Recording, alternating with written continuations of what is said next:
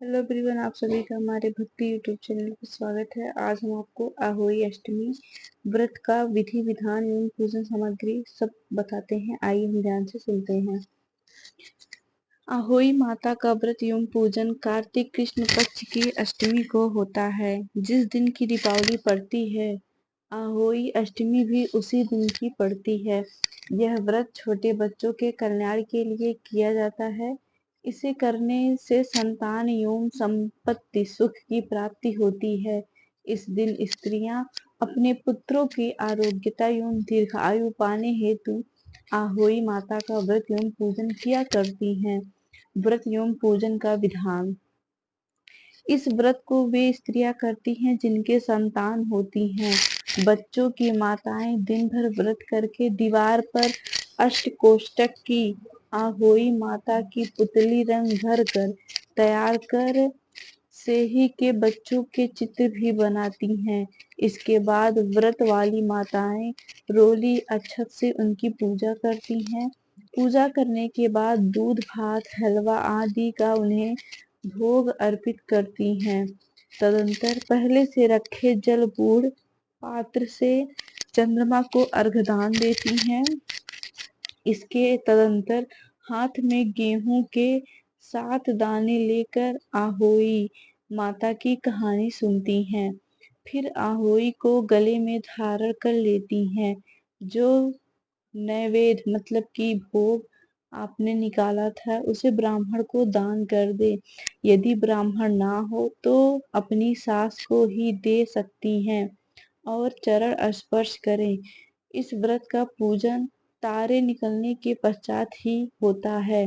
दीपावली के बाद किसी शुभ दिन आहोई गले में उतार कर जितने भी पुत्र हुए उतनी बार तथा जितने पुत्रों का विवाह हो उतनी बार चांदी के दाने उस आहोई में डालती जाएं।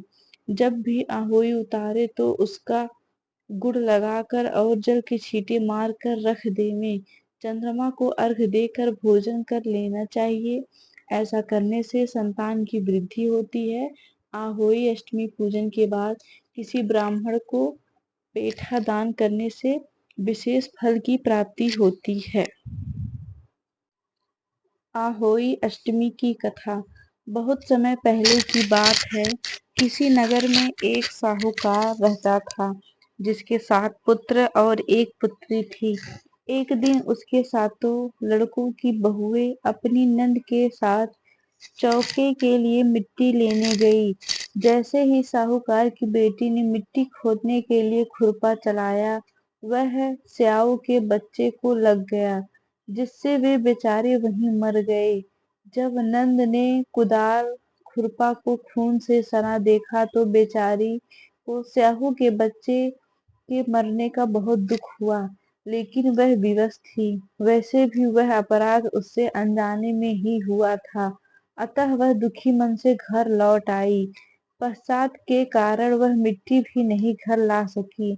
इसके बाद जब स्याहू अपने घर में आई तो अपने बच्चों को मरा हुआ पाया। अपने बच्चों को मरा हुआ पाकर स्याहू ने कहा, जिसने मेरे बच्चों की हत्या की है उसको मैं श्राप देती हूँ कि उसको भी पुत्र शोक का दुख भुगतना पड़ेगा। इस पर नंद ने अपनी भाभियों से विनती की, भाभियों तुम में से एक मेरे बदले श्राप ले लो।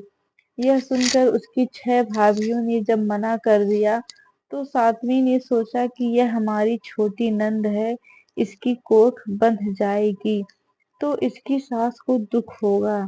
मेरी 6 जेठानियां हैं, इसके बाल बच्चे तो हैं ही। यह सोचकर वह अपनी कोख बंधवा ली। इस प्रकार समय बीतता रहा। उस बेचारी के बच्चे जन्म लेते व कुछ दिन या महीनों के बाद मर जाते। उसके बालक आहोई के दिन ही मरते, अतः वह बेचारी व्रत भी नहीं रख पाती थी। तब उसने विद्वान पंडितों से श्राप मुक्ति का उपाय पूछा तो उन्होंने कहा, यदि तुम इस श्राप से मुक्त होना चाहती हो तो सुररी गाय की सेवा किया करो, क्योंकि स्याहू उसी की बहन है।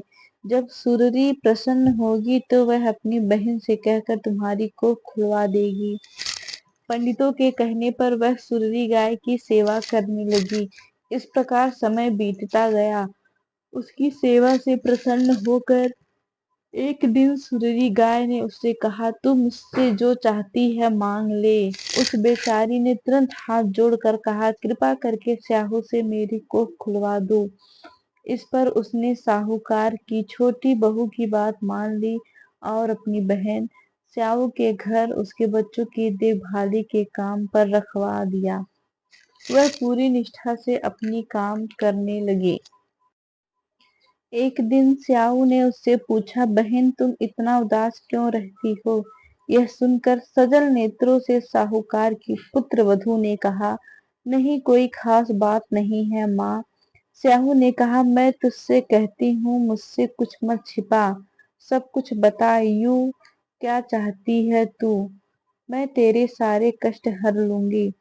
साहूकार की पुत्र वधू ने जब स्याहू से 3 वचन भरवा लिए तो बोली, हे माँ, मैं वही अभागन हूँ जिसने नंद का श्राप अपने ऊपर ले लिया था।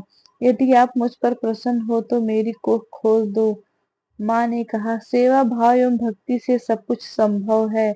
आज के बाद तेरी संतानें नहीं मरेंगी और तेरे पिछले 7 पुत्र भी अपनी बहुओं के साथ घर आ जाएंगे। स्याहू ने उसे यह आशीर्वाद व बहुत सारा धन देकर विदा किया। उसने अपने घर आकर देखा कि उसके साथ तो बेटे व बहुएं घर पर आनंद मना रहे हैं। उस दिन भी आहोई का व्रत था। कुल्हाड़ी की सब बहू बेटी साथ में बैठकर कथा सुनी। इधर उसकी जेठानियां बोली, जल्दी जल्दी कथा सुन लो, फिर हमारी छोटी बहू रोने लग जाएगी। जब बहुत देर तक उसके रोने की आवाज नहीं आई तब उन्होंने जानकारी के लिए अपने बच्चों को छोटी बहू के घर भेजा। बच्चों ने आकर बताया कि वहां पर वह आटा गूंथ रही हैं और उद्यापन का कार्यक्रम चल रहा है। बच्चों की बात सुनकर जेठानियों ने वहां जाकर देखा और उससे पूछा कि तूने अपनी कोख कैसे खुलवाई? उसने कहा, स्याऊ माता ने कृपा कर मेरी कोख खोल दी है।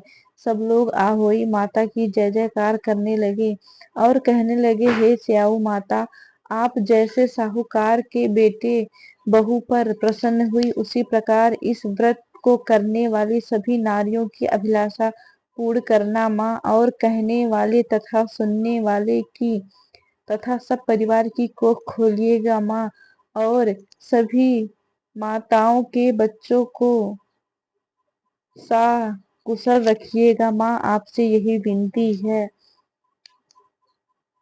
और आहोई माता की जय जयकार होने लगी। सभी लोग प्रसन्नता पूर्वक कथा किए और कथा श्रवण किए और माता का जय जयकार लगाए। आहोई माता की जय हो।